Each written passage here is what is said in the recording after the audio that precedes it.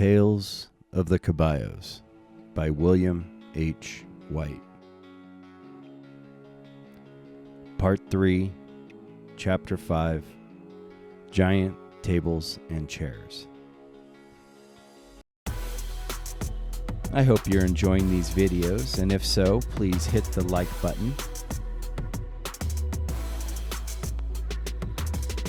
and subscribe to help us grow. Thank you. This is a story about Mel McKinney, a treasure hunter who was successful at getting into the mountain. Just how successful he was remains a mystery to this date, but I am sure that Mel found something of value before he mysteriously disappeared from the Truth or Consequences area. Mel was a loner who trusted few and did most of his treasure hunting alone. He also had a physical impairment, which further restricted his activities, a deformed leg that always caused him to walk with a limp. Given these two handicaps, nobody took Mel McKinney seriously. Mel knew that he needed a reliable partner to assist him in removing gold from the mountain.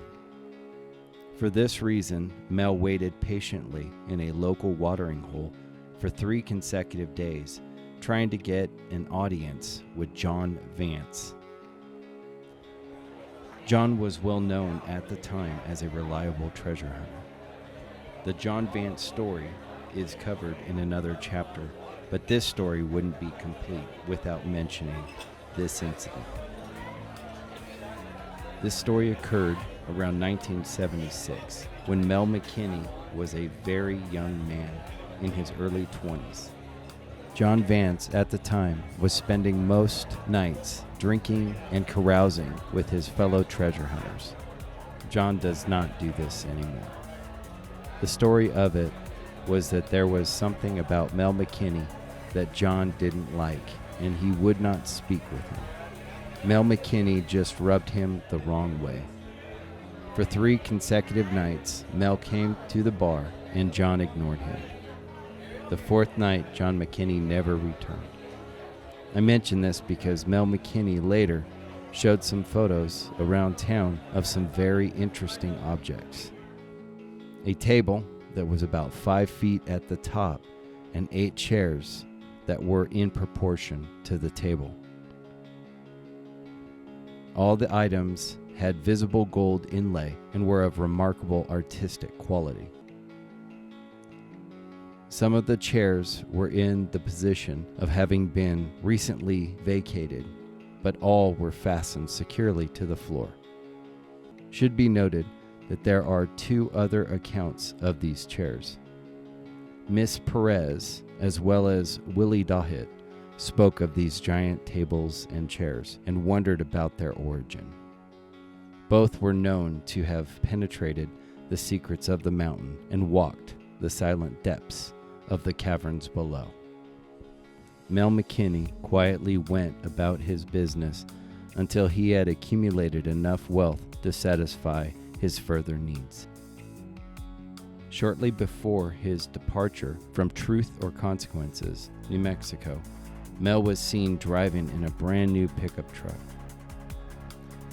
It was jokingly suggested that Mel had hit it big on the mountain. Mel's reply was, "If I did, I did it the right way." Mel quietly left town and has never been seen again in central New Mexico. It is rumored that he is living somewhere in Texas under an assumed name. For those of you who are interested in where Mel McKinney got into the mountain, there are several rumors. The first one is that he got in somewhere at the top of Long Bottom Canyon. There are lots of caves there, and some are homes for rattlesnakes, so beware.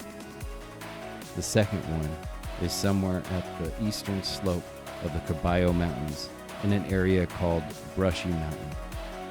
I have even heard that there are 2 rock carvings of Spanish soldiers in armor at the cave entrance.